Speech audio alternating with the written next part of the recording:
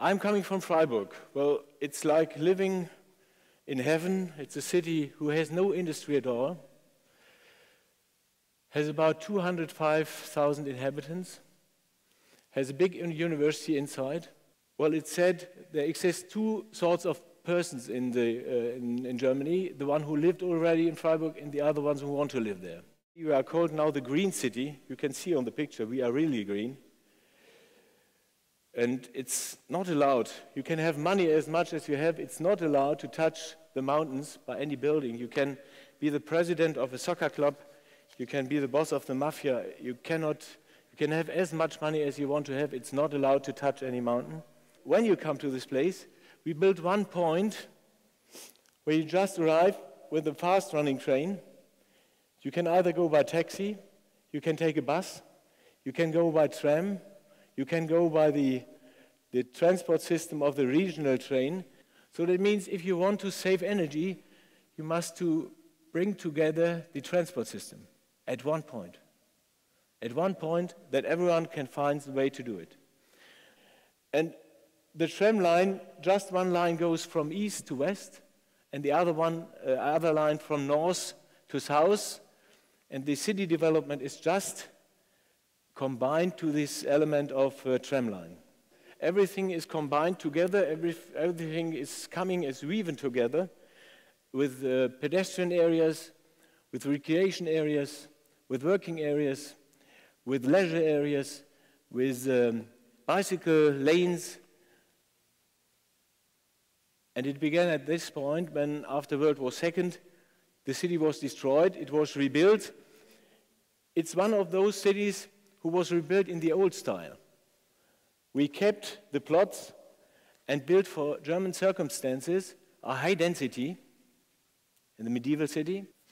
The tram line is the backbone of the whole city development. It goes here in green lines. It goes in green lines not while it is so beautiful.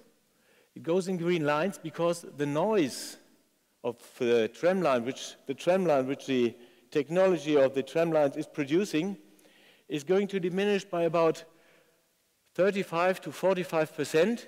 On the other hand side, these are streets you find everywhere in the world. They have no face,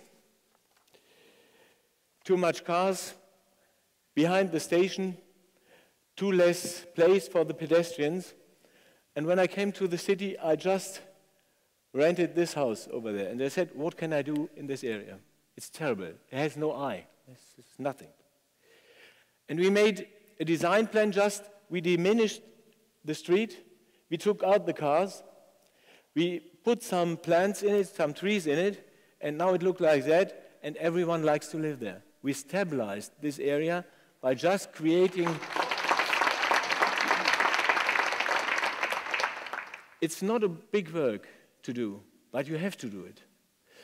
And every one of you can do it. You must not cry for the state. You must not cry for the country. You must not cry for the city. You can just do it. You need a group, a small group, and then you just do it. Huh? You do it. Huh? Freiburg is a city which grows. I told you most of the cities in Germany, they are going down with their inhabitants. And when I came to this city, the Lord Mayor said, well, we have something to look for where younger people can live. We have to create one area new. It was the Rieselfeld. Because we saw in our calculation, we saw a lot of younger people went outside of the city. They went, how do you say, in the suburbs, in the surrounding. And this was no good because the surrounding, the sprawl began. So our Lord Mayor said, well, we do something in our city to keep the people in. In this area, we created the new suburb of Rieselfeld. And before starting to build the area, the open public transport system must be in this area, not afterwards. You must put the open public transport as soon as possible so that all the people, they use the transport system and they don't use the cars. The water, there are small water rivers just flowing through. All the water which comes from the roof, from the streets, is going into the water so that the water can go back to the groundwater. And as the water is not very clean when it comes from the roofs and from the streets, this water goes first in a wheat field, and the wheat cleans the water, and then it goes back to the groundwater. And you see here houses which are possible. This is a house. It had less energy by about 80%. And it shows the isolation, shows it up on the house. You must not hide it. You must show what you have. Huh? You must show everyone, well, we can save energy by doing just it. And the solar panels are installed in this way that the shadow, when the sun is shining, it brings energy on the solar panels, and inside it brings shadow into the rooms so that a person can live inside without lying only in the sunshine.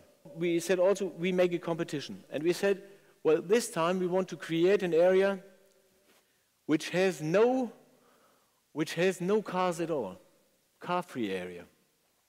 This is the isometry we made, and this is the area now.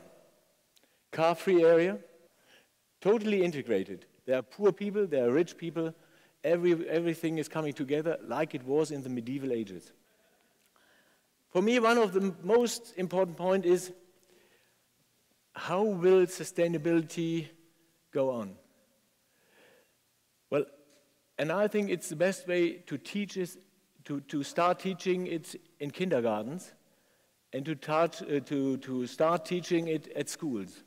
See, here is a school where all the pupil can see how solar energy brings, what it brings up to us, and how we can save energy by bringing just these elements to the point.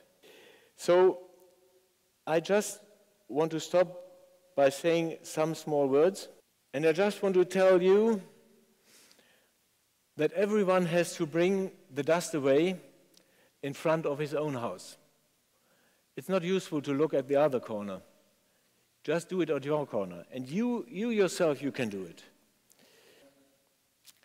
Every one of us can push a little bit on that point to bring it on a better way.